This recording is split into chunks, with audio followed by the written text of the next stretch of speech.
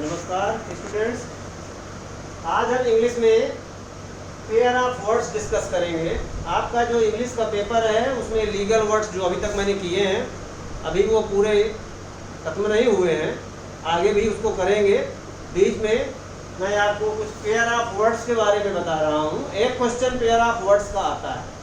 Pair of words means ऐसे word जो सुनने में एक जैसे लगते हैं, सिमिलर लगते हैं, उच्चारण में लगता है एक ही बात बोली जा रही है, लेकिन स्पेलिंग अंतर होता है और उनके मीनिंग और यूज में अंतर होता है। तो ऐसे वर्ड्स आते हैं और फिर आता है कि इनको आप इनका अंतर स्पष्ट करिए और इनको वाक्यों में प्रयोग करिए। तो आज हम कुछ ऐसे वर्ड्स देखेंगे पेयर ऑफ वर्ड्स में। पहला वर्ड है एक्सेप्ट,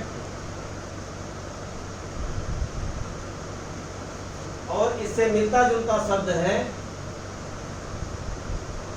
एक्सेप्ट। अब आप इनको देखेंगे तो बोलने में दोनों एक जैसे हैं। Accept, accept. इस एक्सेप्ट का मतलब होता है स्वीकार करना। एक्सेप्ट से बनता है एक्सेप्टेंस, किसी चीज को स्वीकार कर लेना, मान लेना, उसको एक्सेप्ट कहते हैं। और इस एक्सेप्ट का मतलब है इसके अतिरिक्त, इसके अलावा। इनका इंग्लिश मीनिंग देखिए, इसको हिंदी में कहेंगे स्वीकार करना।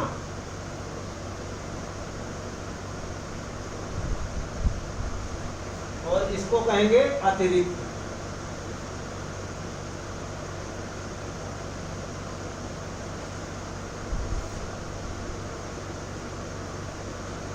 टू लीव आउट,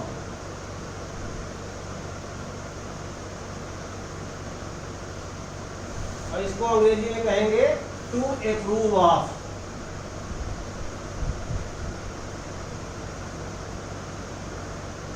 या और दूसरे शब्दों में इसको कह सकते हैं टू एग्री, सहमत होना, मान लेना। अब इनका यूज करके इनका अंतर स्पष्ट करेंगे। Please accept my offer to purchase this horse.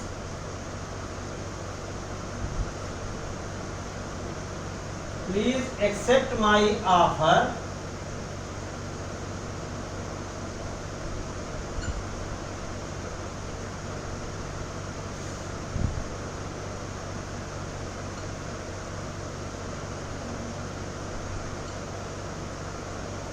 To purchase my horse. मेरा घोड़ा खरीदने का जो मेरा प्रपोजल है उसको आप स्वीकार कर लीजिए।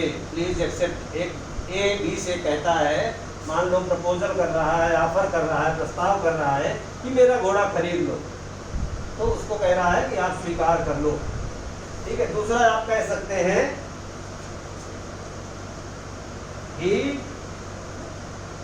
डिड नॉट एक्सेप्ट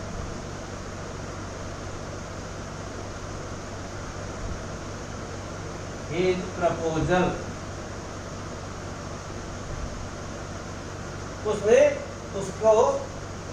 उसके प्रस्ताव को स्वीकार नहीं किया। प्रपोजल और एक्सेप्टेंस आपने पढ़ा है, प्रस्ताव को स्वीकार किया जाता है, एग्रीमेंट बन जाता है।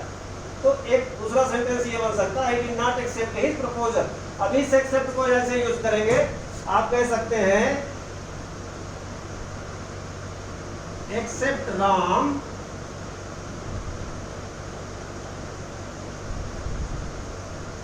all student went for picnic। राम के अतिरिक्त बाकी सभी विद्यार्थी पिकनिक पर गए। दूसरा सेंटेंस बना सकते हैं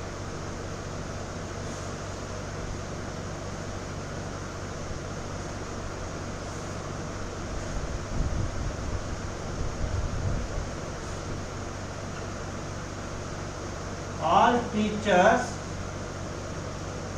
are present in college except Dr. Suresh Sharma. मान लीजिए कोई सुरेश शर्मा टीचर है और वो उस दिन कॉलेज में नहीं है, तो आप क्या कहेंगे? All teachers are present in college except doctor Suresh Sharma. Doctor Suresh Sharma के अलावा, उनको छोड़कर बाकी सब टीचर मौजूद हैं, उपस्थित हैं।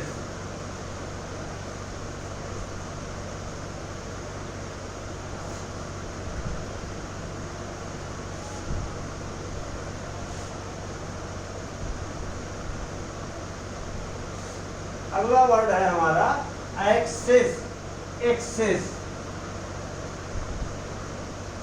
Access, excess. एक्सेस कहते हैं अतिरेक, अधिकता, अति।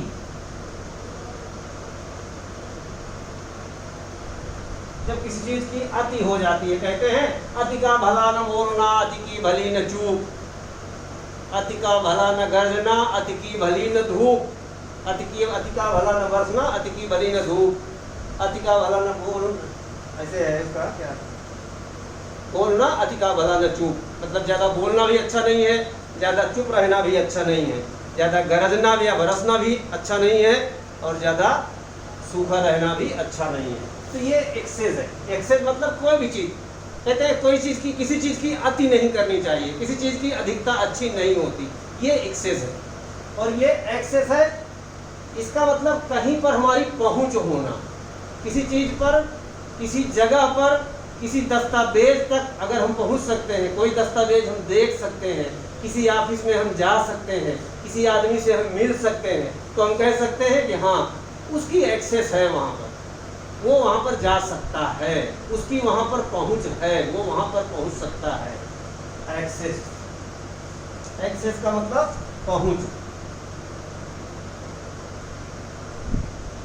अप्रोच, कई बार सड़क को भी कहते हैं अप्रोच रोड, तो उसको एक्सेस रोड भी कहा जा सकता है। Everybody has no access to the honourable minister.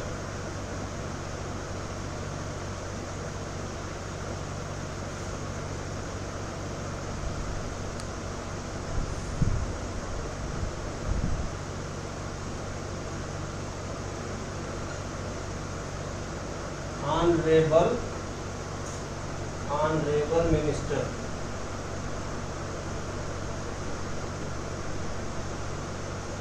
मान लीजिए कोई सम्माननीय मंत्री जी हैं और सबसे नहीं मिलते, तो हम क्या कहेंगे, everybody has no access to the honourable minister. दूसरे, अगर कोई आदमी बहुत मिलनसार है, सबसे मिलने को तैयार है, तो आप कह सकते हैं एवरीबॉडी हैज नो की बजाय एवरीवन, या एवरी मेंबर ऑफ पब्लिक।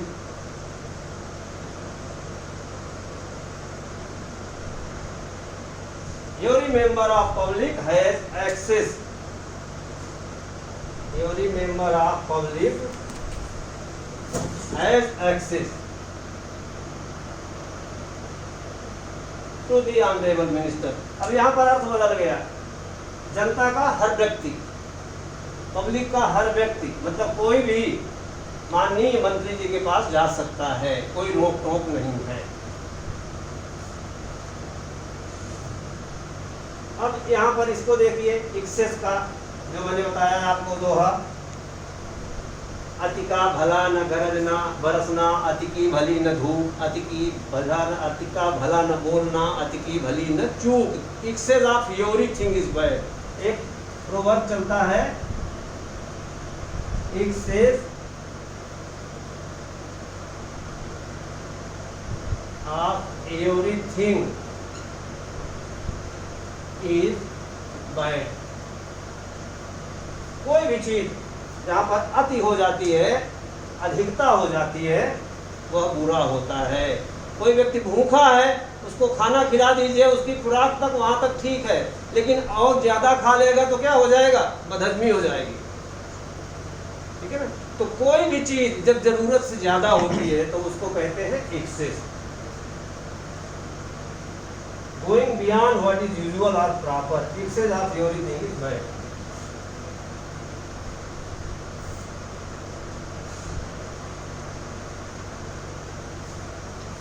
अगला शब्द है एडवाइस और एडवाइज।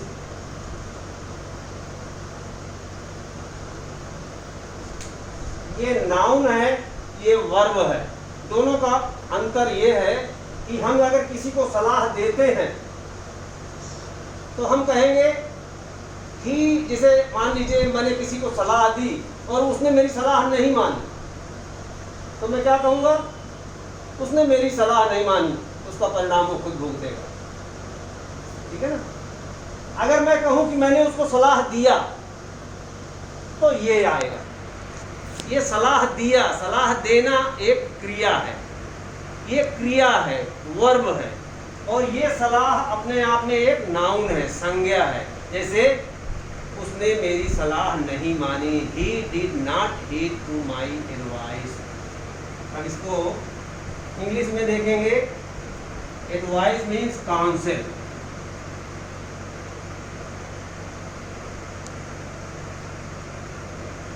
सलाह,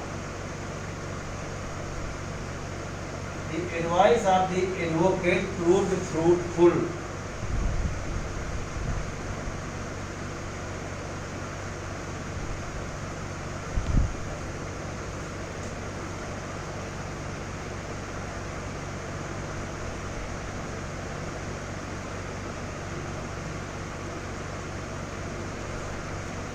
अधिवक्ता की सलाह फायदेमंद रही। दूसरा सेंटेंस आप बना सकते हैं कि refuse to act on the advice of advocate. मतलब उसने वकील की सलाह पर कार्य करने से मना कर दिया, ये इसका यूज है। अब यहाँ पर देखेंगे, एडवाइस मीन्स सलाह देना, ये वर्ब या क्रिया है। To take thought of, consider.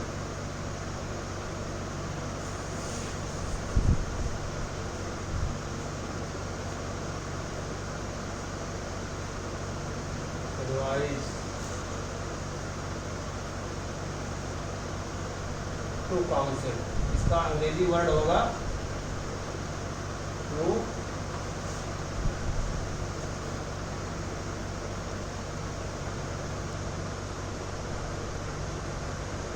Council,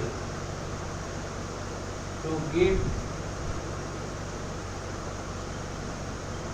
opinion. किसी को अपनी राय देना, किसी को अपना परामर्श देना, सलाह देना। Great men always advise to work hard। आप इसको दूसरे सेंटेंस में बना सकते हैं, His father advised him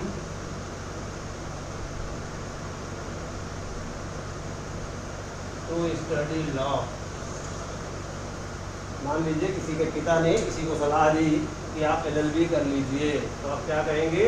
His father advised him to study law।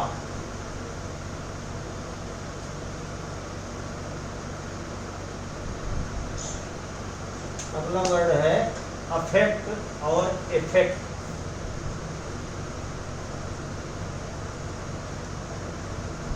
एक शब्द होता है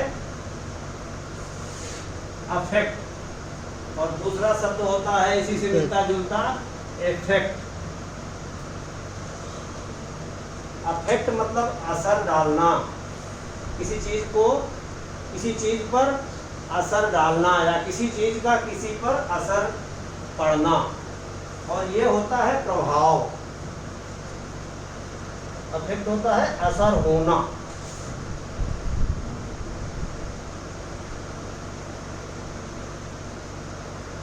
और इफेक्ट मतलब प्रभाव,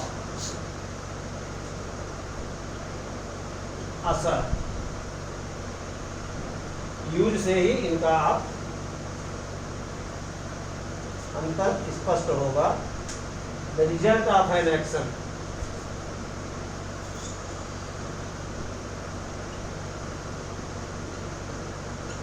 रिजल्ट ऑफ एन एक्शन। मान लीजिए किसी बीमार को हमने दवाई दी और दवाई का असर उस पर नहीं हो रहा, तो हम क्या कहेंगे, ये दवाई इफेक्टिव नहीं है, या ये दवाई का इफेक्ट इस पर नहीं हुआ। या अगर उस दवाई से वो व्यक्ति ठीक हो गया तो हम क्या कहेंगे, इस दवाई का अच्छा इफेक्ट इस पर पड़ा है।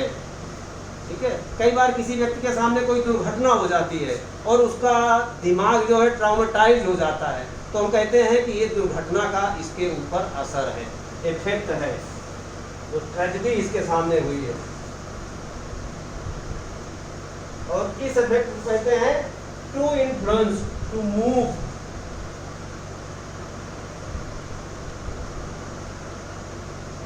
To influence, to move the feeling of.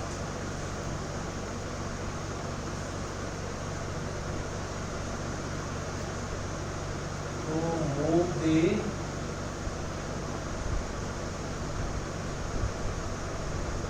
feeling of।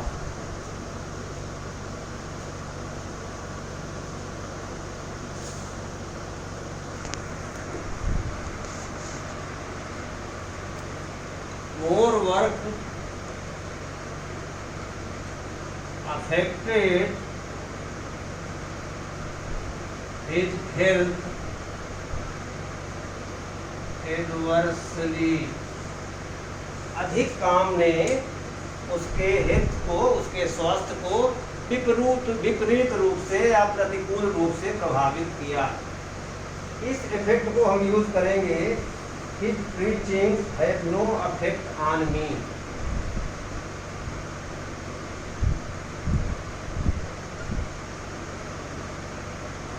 His preaching, कोई कहता है ना कि अरे उसके उपदेश मेरे ऊपर कोई असर नहीं डालते। His preaching have no effect on me. दूसरा वो दवाई वाला उदाहरण भी आप दे सकते हैं। अगर कोई दवाई बहुत इफेक्टिव है, आप कह सकते हैं अभी कोरोना बीमारी चल रही है, कोरोना बीमारी में अभी कोई इफेक्टिव दवाई नहीं है। मान लीजिए थोड़ी बहुत दवाई कोई इफेक्टिव है, तो आप उसके बारे में लिख सकते हैं, एक दवाई है remdesivir. Remdesivir medicine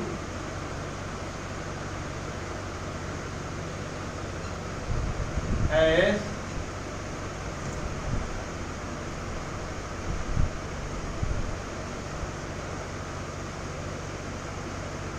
proved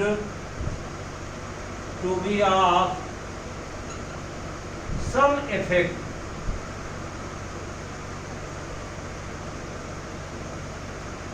in treatment of corona या कोविड-19। रेमडेसिविर नाम की दवा ने कुछ प्रभाव डाला है या कुछ प्रभावी हुई है इसके कोविड-19 के ट्रीटमेंट में। हाइड्रोक्लोरोक्विन के बारे में भी कह सकते हैं, उसके लिए भी भारत ने बहुत सारी हाइड्रोक्लोरोक्विन टैबलेट एक्सपोर्ट किया है, यहाँ भी लोगों को दिया गया है। उसके बारे में भी कहा गया है कि थोड़ा बहुत इफेक्ट उसका है, तो उसको इफेक्ट कहेंगे। ये इफेक्ट है, ये अफेक्ट नहीं है। ये अफेक्ट है जब कोई चीज़ हमको प्रभावित करती है, उसको अफेक्ट कहेंगे।